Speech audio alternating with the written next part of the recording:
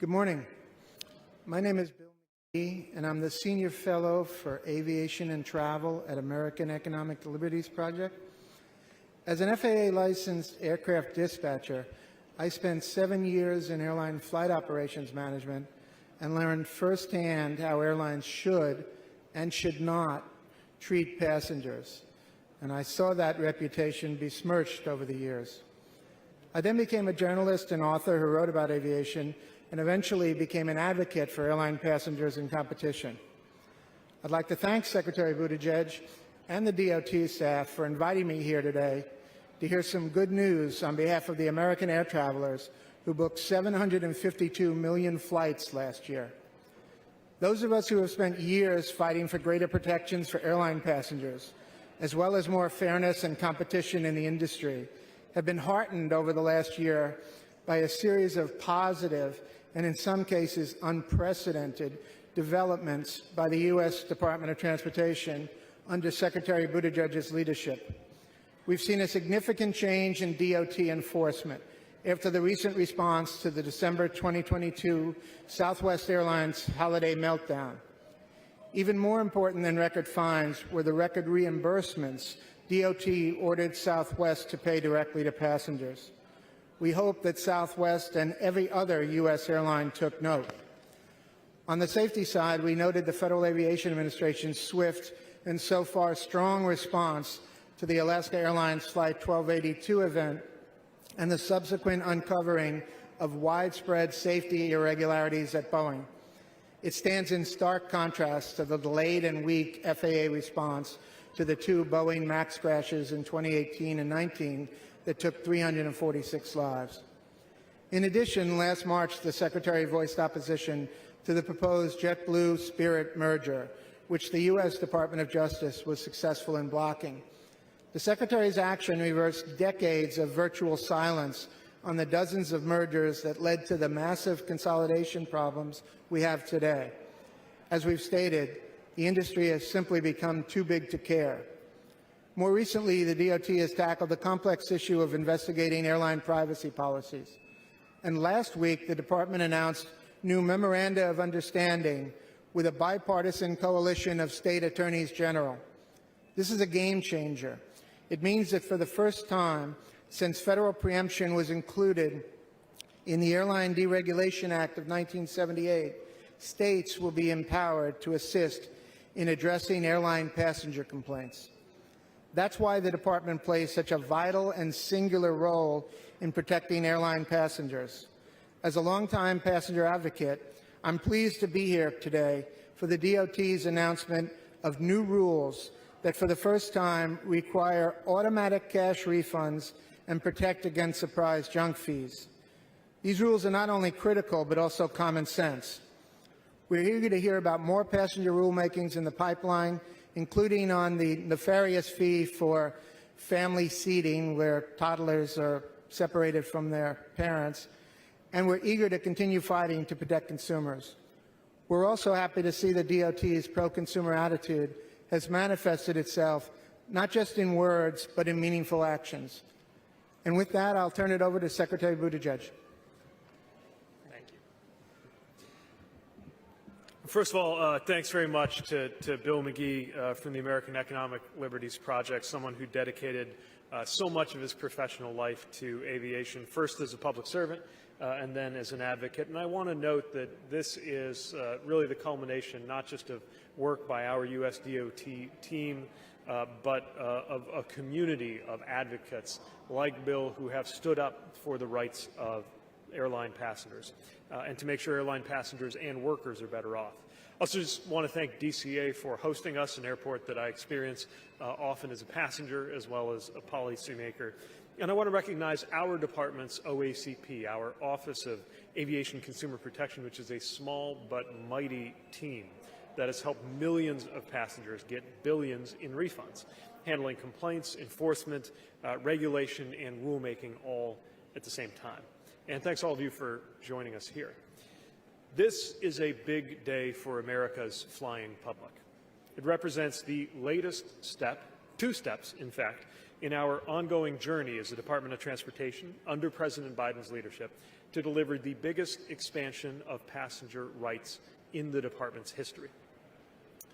The news comes as we enter the middle years of America's infrastructure decade, a period which has already seen enormous upheaval and change in the aviation sector. When we got here just 3 years ago, the big question around airlines was about whether they would survive the pandemic. A year later, the challenge was to ensure they could do a better job meeting unprecedented growth in demand. And through it all, we have been focused on making sure that passengers, workers, and the sector as a whole would be better off than before we got here. Telling stories, good and bad, about your flight is an American pastime.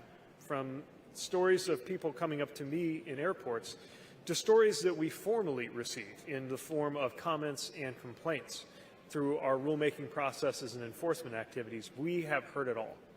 And too often the things that we hear about aren't just irritating inconveniences. They are significant harms and, more importantly, violations of passengers' rights. And we're here to do something about that. A lot of what we hear from passengers involves refunds, or the lack thereof, for passengers who experience cancellations and disruptions. In theory, passengers are already supposed to be refunded for a cancellation or a major delay. In practice, it often doesn't work that way. We hear again and again from passengers who describe how hard they have to push just to get the refunds that are owed to them. And often our consumer protection team has had to impose multi-million-dollar penalties on airlines just to get them to do what should already be required. Infrequent flyers are especially vulnerable, since they may not know that we are here for them and are often not told about their right to a refund, and too often instead offered compensation in the form of a voucher or miles whose value amounts to pennies on the dollar of what they're actually owed. Or they enter the vortex of call centers and chatbots, sometimes giving up before they get their money back. We're changing that today.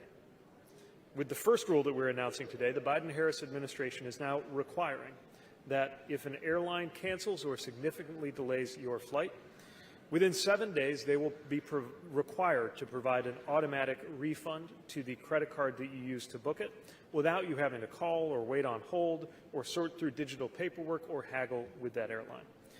Importantly, we are also changing the refund to clarify that it must be in cash by default, unless a passenger actively chooses another form of compensation rather than the other way around. No more defaulting to vouchers or credits when consumers may not even realize that they are entitled to cash. We're also putting another rule on the books, protecting airline passengers from being surprised by fees. These charges can really add up for things like a checked bag, a carry-on bag, change fees, cancellation fees. Healthy competition requires that as a consumer, you comparison shop, which means knowing the real price of a trip before and not after you buy. So airlines will now be required to show you these costs up front so you have all the information you need to decide what travel option is best for you. We estimate this will save Americans over $500 million every year. From day one of this administration, we have been working to improve the entire experience for airline passengers, from more transparency when you book your ticket to a better experience when you get to the airport, thanks to the terminal improvements that we're making through the Biden infrastructure package, to the most important part of all, which is safety and peace of mind, secured by better staffing, better technology, better oversight, and better infrastructure. And, of course, knowing that if something does go wrong and your flight is canceled, the U.S. Department of Transportation has your back. That's why we launched flightrights.gov to provide passengers with easy-to-interpret visuals that lay out exactly what each airline is committed to providing you if they cause your cancellation or delay. And we know that that transparency made a difference because within days of my letting the airlines know that it was coming, we went from 0 out of the top 10 to all of the top 10 airlines guaranteeing in their customer service plans that they offer things like free rebooking and meals, and nearly all of them offer free hotel accommodations, commitments that our department has the power to enforce. Of course, even with the new rules we're announcing today that airlines will be required by law to follow, problems still come up, and that's where our stepped-up enforcement comes in. When an airline is responsible for a delay or cancellation, we have set records for tough penalties, including the $140 million enforcement action against Southwest Airlines for the 2022 holiday meltdown. That is nearly double the total amount of penalties that our department assessed in fines in more than 2 decades before we got here. And the level of toughness reflected in the Southwest enforcement is not an exception, but the new standard for our department's enforcement. Even more important than the fines that go out to the Treasury is what our department is getting back into passengers' pockets, which now stands at over $3 billion in refunds and reimbursements. And last week, we announced a new force multiplier for our efforts, an unprecedented partnership with 18 state attorneys general to help investigate aviation consumer complaints and get passengers results. And we are encouraging the rest of the states to join us, too. Taken collectively, under this administration, U.S. DOT has advanced the largest expansion of passenger rights, issued the biggest fines against airlines for failing consumers, and returned more money to passengers in refunds and reimbursements than ever before in the department's history. This isn't just about enforcing when something goes wrong, it's making it less likely something would go wrong in the first place. When an airline knows that all, instead of just a few, of the passengers on a canceled flight are likely to actually get their money back, it gives them a different set of reasons to put in the investment and the realistic scheduling that makes those cancellations less likely to happen to begin with. To be clear, we want the airline sector to thrive. It is why we put so much into helping them survive the pandemic, and honestly, it's why we're being so rigorous on passenger protection. This will build confidence in air travel at a time when airlines need to do more to secure passengers' trust. And to be clear, whenever it is appropriate, we're also working side by side with airlines operations personnel on things like deconflicting airspace closures for commercial space launches or addressing the congestion in New York's airspace by facilitating larger planes with more seats that can move more passengers without adding more takeoffs. This approach of collaborating where appropriate, pushing hard where called for, is working. After the pandemic, passengers had difficult years, especially in 2021 and 22, but last year, cancellations reached a 10-year low. And this year is off to a good start, about 1.5% cancellation rate, which is well below the norm. But we know there is more to do, and we're not done. We are working on a rulemaking to expand rights to protect the safety and dignity of passengers who use wheelchairs, and another one to ban airlines from charging you a junk fee to sit together as a family. It's all in keeping with President Biden's vision on competition and consumer protection, including cracking down on junk fees to make everything from concerts to inhalers more affordable.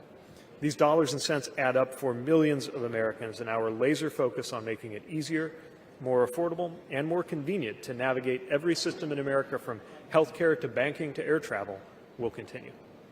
With that, we have a little bit of time for questions from reporters. That process will be led by Alexandra.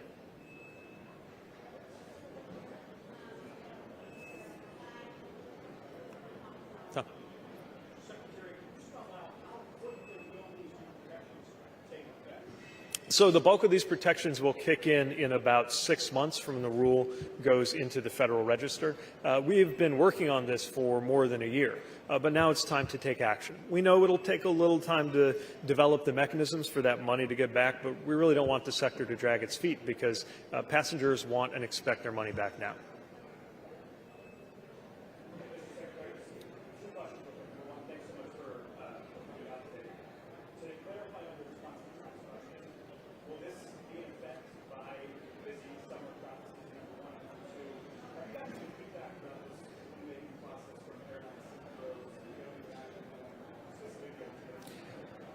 So, unsurprisingly, airlines are not enthusiastic about us holding them to a higher standard. But I believe that this is in the interest of the airline sector because it builds passengers' confidence in airlines as a whole. And I also know that they'll be able to adapt to this. Remember, when it comes to things like a refund for a cancellation, technically that was supposed to be the case the whole time. It's just it wasn't actually happening in practice. That's part of what this does. It also clarifies what a significant delay is, because up until now, it's been up to the airline to decide if a delay was significant enough that you get your money back. Again, in terms of the timing, that's 6 months from more or less now when it gets encoded in the Federal Register. But again, there are a lot of refunds that you're already entitled to and can let us know if you're not getting. We'll continue enforcing that, even as we work to make it more automatic so that passengers go through less trouble. And frankly, our investigators will have more bandwidth because they don't have to chase down these refunds. More and more of them should be happening by default automatically as a matter of course. So.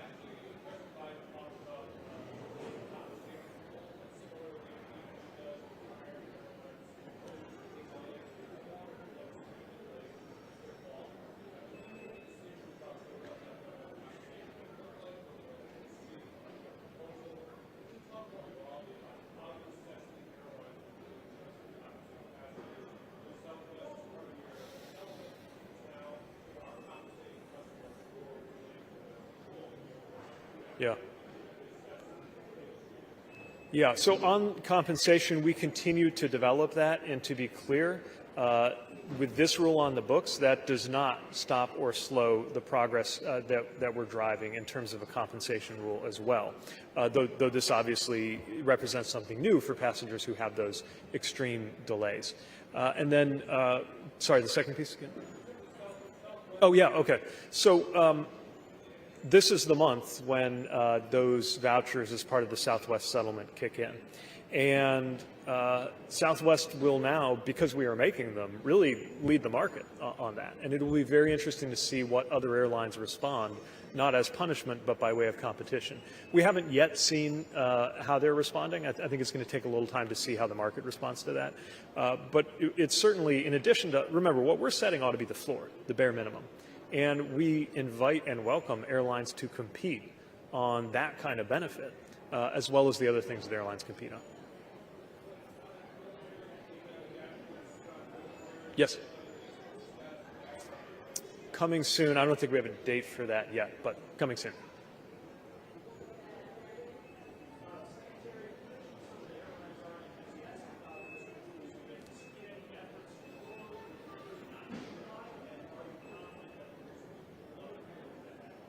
We are confident of the sound legal basis for this. We believe it's consistent with the authorities that we have under statute. I can't speak to what airlines will do, but I certainly hope that they will, if not enthusiastically, still diligently conform and comply. And by the way, they don't have to wait the number of months that it'll technically take for this to go into effect. They could and should be doing this right now.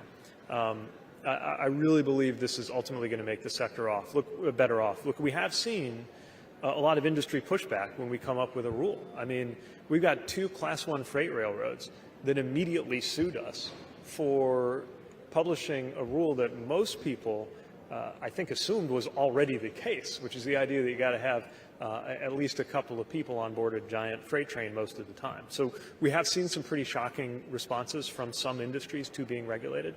But, you know, what we've seen so far is, as we have been tougher with airlines, airlines have leaned into responding to that, sometimes even claimed some credit for the benefits that we're making them provide consumers, which, you know, as long as the consumers get that benefit, they can say whatever they like.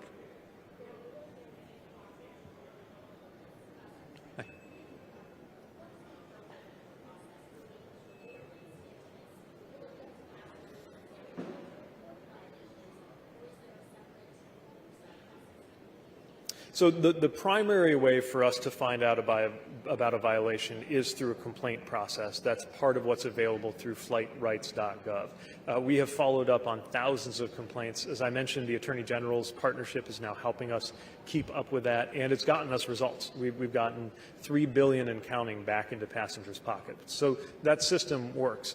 I will say, though, by making these refunds automatic, I hope that it creates less need for that complaint process, which could free up our small but mighty team of consumer protection professionals to be more proactive.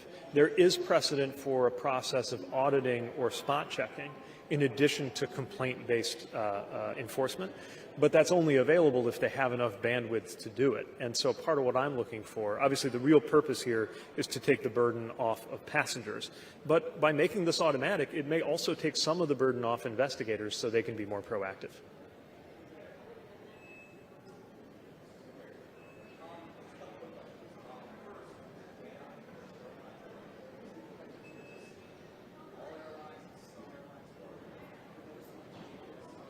So it really has varied from airline to airline. We've collected tens of thousands of stories and experiences. If it part of how I can answer your question is look at the toughest penalties and fines that we've assessed, and you'll see the biggest violations that we've noted so far. But look, up until now, an airline could say that they're not breaking any rule when they jerk a passenger around. For example, you have a scenario where you get an extreme delay, like 6 hours, 9 hours. You're not even going to make it to the meeting or the wedding that you were going to unless you book a different flight. That different flight is on a different airline and it costs more. And then the original airline on the canceled or delayed flight maybe gives you a voucher. Up until now, even if we were trying to hold them accountable, they could say, hey, we gave them a voucher, we followed the rules. So this clarifies that to say, no, you get your money back unless you, the passenger, want something different. So things like that, I think, speak not just to violations, which we're always trying to enforce against, but things that airlines claimed were technically not violations. We're clearing that up here. Same thing with the transparency and the fees.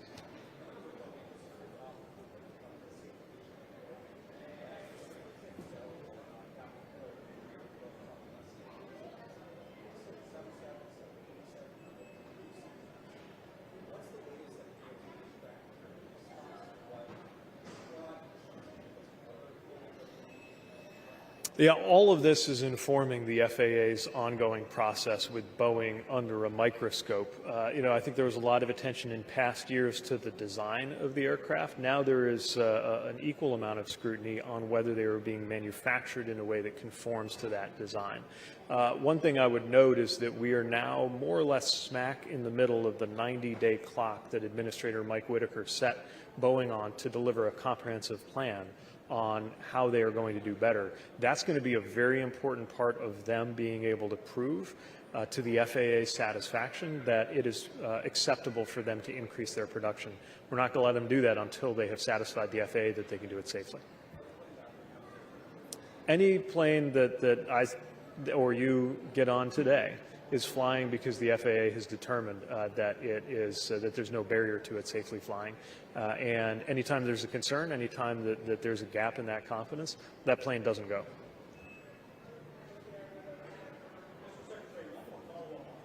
Yeah.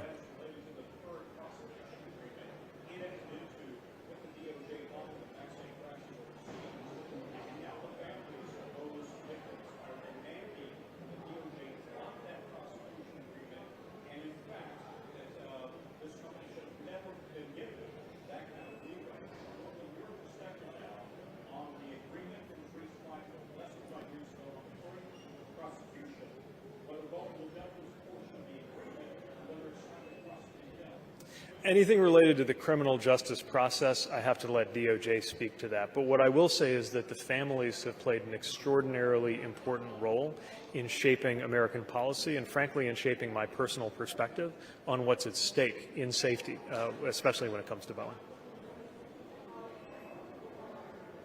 Pete? We didn't get Pete yet. Oh,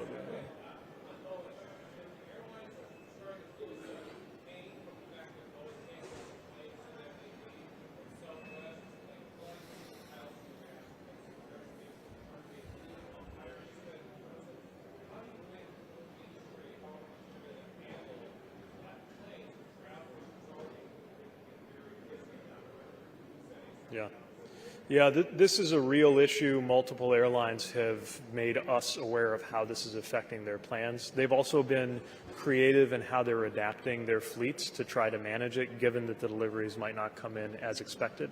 But my certainly the administrator's instructions to the FAA, which I concur with, is to think only about safety. The commercial and economic concerns are there, but that's just outside of the realm of the FAA's priority, because all that other stuff is multiplied by 0 if we don't have confidence on the safety piece. I know Pete had one, and then we probably got to go. Okay. Yeah.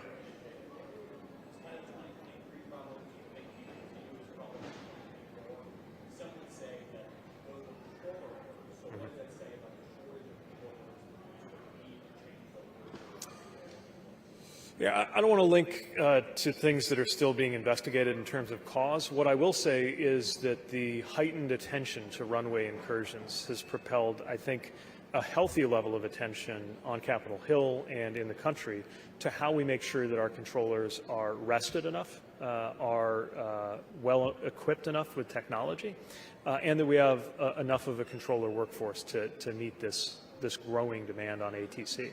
It's why our budget for next year includes even more controllers to be hired than we had this year. It's why we have reversed the decline in controllers. It's why we're asking for the first time for mandatory account that would allow the FAA to plan on technology. In terms of the numbers of runway incursions, they are rare, and the numbers we're seeing are consistent with what we've seen in recent years, but the only truly acceptable number is 0. And I would point to the JFK incident as an example of just how tightly we watch these things, that even a plane coming 4,500 feet away from another plane is closer than it should have been, and we treat that as a close call. Thank you.